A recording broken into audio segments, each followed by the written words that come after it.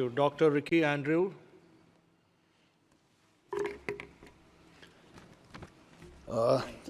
Thank you so much, Mr. Chairman, for allowing me to take part in this motion of thanks on the President's address. Well, it is with a great joy that I stand here on behalf of each and every soul that of the One Shillong parliamentary seat who have supported me and who have enabled me to stand in this great institution and to speak this almost at the last hour of the day. Mr. Chairman, I just want to remind myself, to remind the members of this 18th Lok Sabha and also the rest of and the people of this country that nothing is impossible with God.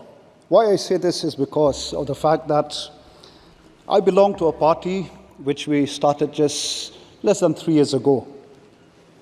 And it is a party which fought the election without money, a party that fought against corruption, a party that stands for clean politics, good governance, honesty, and for the protection of the rights of the indigenous people, and also to uphold the constitution of this great nation, to ensure secularism, pluralism, federalism, that these, the tenets of our great nation prevail.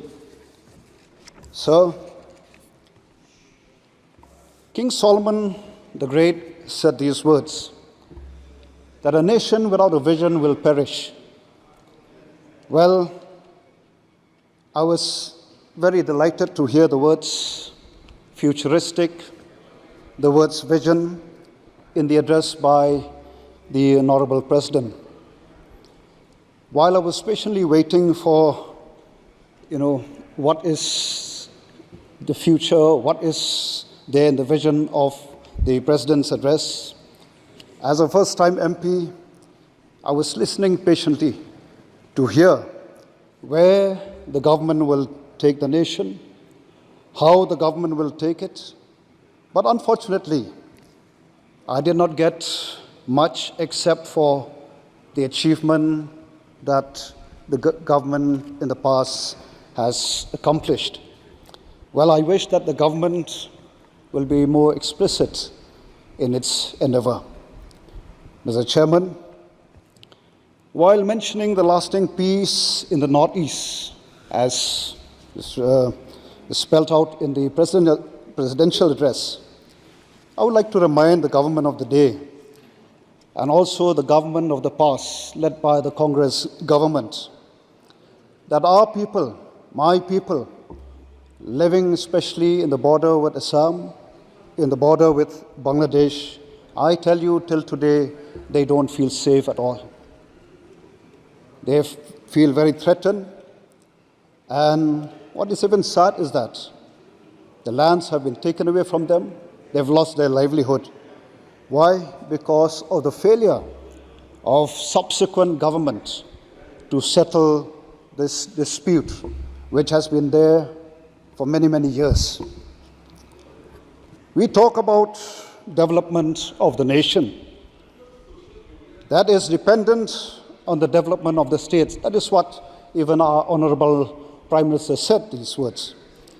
Now, how can we talk of development when people till today, till this very moment, are yearning for peace? I therefore urge the government to kindly take up this matter seriously.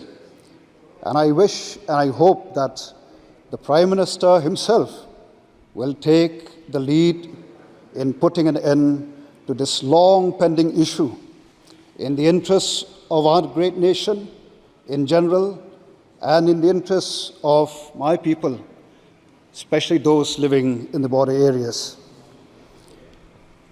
Mr. Chairman, there's a saying that small is beautiful. Well, I am proud to stand here to represent one of the most beautiful people living in the in the eastern part of this great nation called the KHASIs. and also coming from one of the most beautiful places on earth.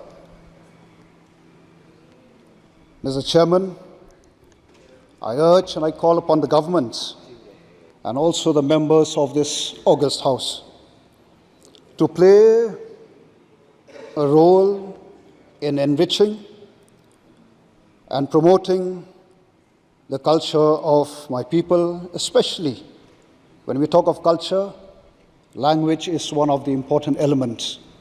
For many years, we've been demanding for the inclusion of the KHASI language in the 8th schedule.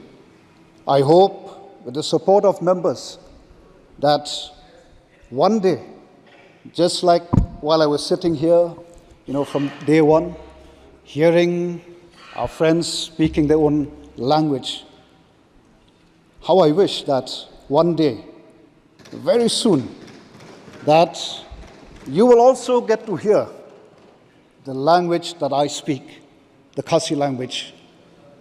And I hope that the government, members in the opposition, would support the inclusion of the KHASI language in the 8th schedule. Okay, sir. Kindly conclude, sir.